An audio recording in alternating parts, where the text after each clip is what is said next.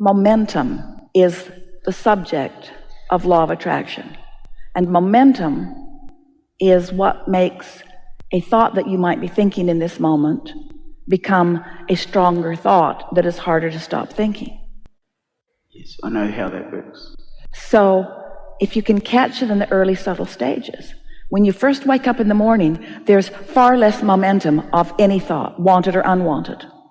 And so if you wake up in the morning and you acknowledge this is going to be a good day, and I'm going to agree with Source more today than I ever have before, and I'm going to try to look at the world through the eyes of Source a little bit more today, and I'm going to look for things to feel good about, and I'm going to feel better today than I usually do, and I love feeling good, and I love the feeling of clarity that comes from feeling good, and I love the feeling of vitality that comes from feeling good too, and I love the reflection that I get back from others when I'm feeling good. And I love how doors seem to open for me more when I'm feeling good. In other words, just stay in that general place where you're just acknowledging that you want to feel good, and then watch how far you get into the day feeling good, and then do it again tomorrow, and then do it again tomorrow, and then do it again tomorrow, and then do it again tomorrow. And before you know it, really in a short period of time, you will have adjusted your set point about you.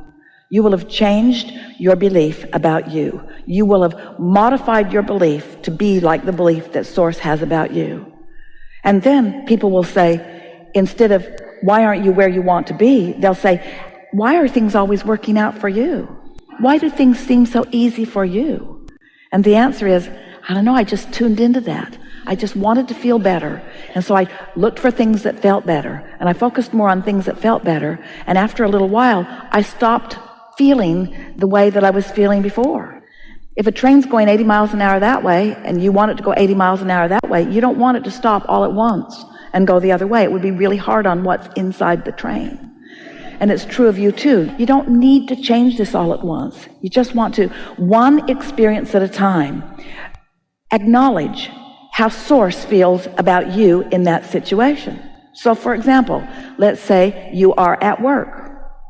Let's say you are on your way to work. Do you ever go to work? I work at home. So let's say that you are settling in to do some work. What does that look like? I have a big garage. I'm a mechanic and I build motorcycles. So is that fun? It's real fun. Are you a good mechanic? No. Settling in to do some work. What does that look like? I have a big garage. I'm a mechanic and I build motorcycles. So is that fun? It's real fun. Are you a good mechanic? No. So since you said no, why did you say no? Because I compare myself to people who are really good and have a lot more experience than myself, and the amount of mistakes I do and all of that sort of stuff. So as you make a mistake, I throw things. So let's sort through this. Let's say that you've awakened and you're going to spend how many hours this day doing this thing that you're not very good at? There is. Depends how early I do a mistake. So where do you get the machines that you work on? Do they belong to you, or are unsuspecting, foolish people bringing them to you for repair? A bit of both.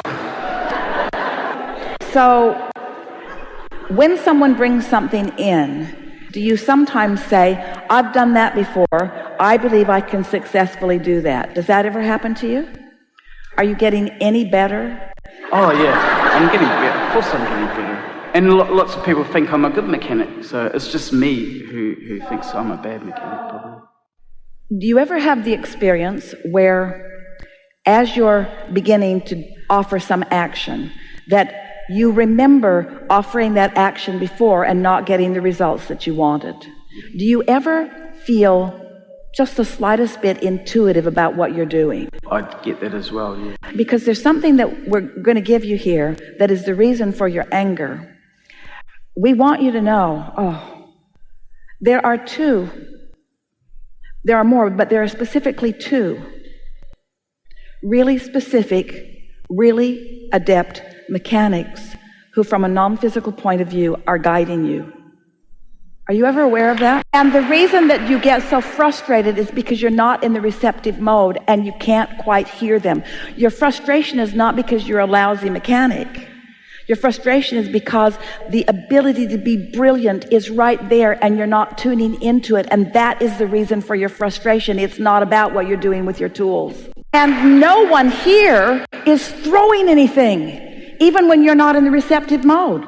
Just keep nudging and giving you the impulse and knowing and knowing and knowing and knowing. In other words, if you'll just chill out just a little bit, those thoughts about what to do next, not about how to get it done all at once, about what to do incrementally next. Incremental steps, because you know what? There's nothing that someone who was a really good mechanic while they were physically focused, who is now non-physically focused, there's nothing that non-physical mechanic loves more than being able to flow through the hands of someone willing to receive. So your negative emotion every single time is about blocking what you're asking for. That's why the tug of war is there. That's why you're so down on yourself. But you see, you don't need to be down on yourself because those mechanics are mechanicking through you. They are. They'll give you the impulse. They'll give you the insight. They'll give you the procedure. They are giving you the what comes first and what comes second and what comes third and what comes next. They'll help you calibrate motors in a way that you've never done it before. They'll give you the ability to hear. They'll help you tune to the sound of the engine. In other words, this is creation at its best. Esther watches sometimes on one of her properties because there often is a big cherry picker working on a roof somewhere or a backhoe that is digging a hole somewhere. She has a lot going on in a lot of different places. And she loves watching those men on those big machines, making the machine do exactly what they want it to do as if it is an extension of their own fingers. And that's what we want you to feel. We want you to feel yourself an extension of brilliant, infinite intelligence focused toward any subject of your personal desire.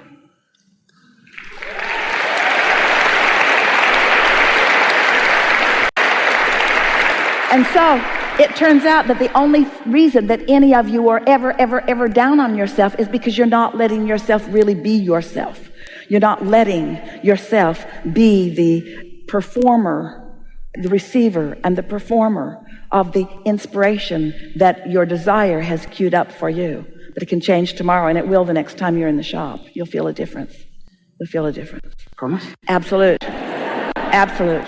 Absolute. And when you feel frustration, know what it means. I'm just not letting it in. There's guidance there that I can't hear. And the reason I can't hear it is because I'm beating the drum. I'm not very good at this. I'm not very good at this. When the truth of it is, you're brilliant at this at times and you know it. Sometimes something just occurs to you and you try it and it works and you go, oh, what a lucky thing that was. No, it wasn't a lucky thing. It was inspiration received by you, you see. So does this make you feel like a puppet on a string? We don't want it to. We don't want it to make you feel like a puppet on a string because you're the one that mixed it all up and asked for this. You're the one that opened the garage and put the shingle out saying that this is what I do. You're the one that invites people over with their machines. You're the one that lets their desires dovetail with yours.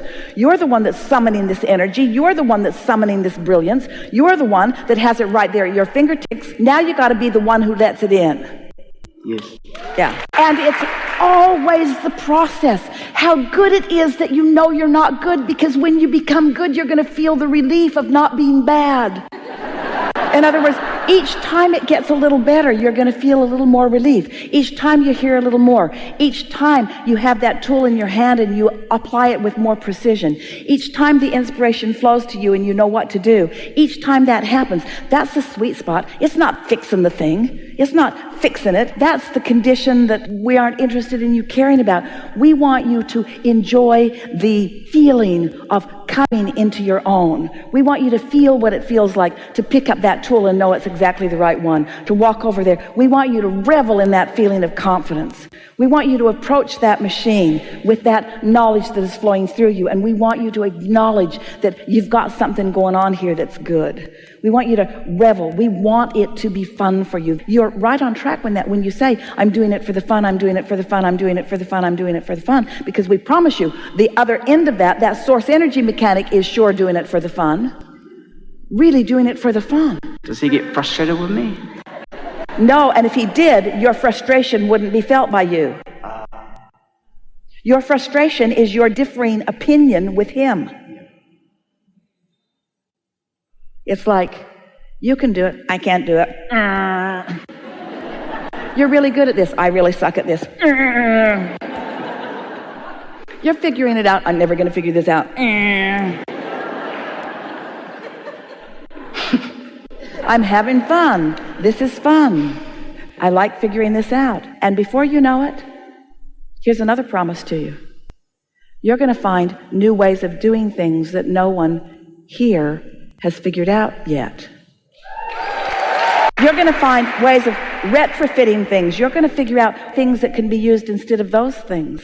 Inspiration is going to flow through you.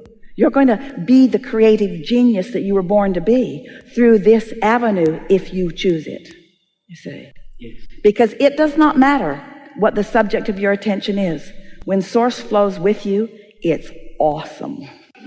I know. Yeah. Yeah. You feel better, don't you? I do feel better. Yeah. If you choose it, you see. Yes. Because it does not matter what the subject of your attention is. When source flows with you, it's awesome. I know. Yeah. Yeah. You feel better, don't you? I do feel better. Yeah.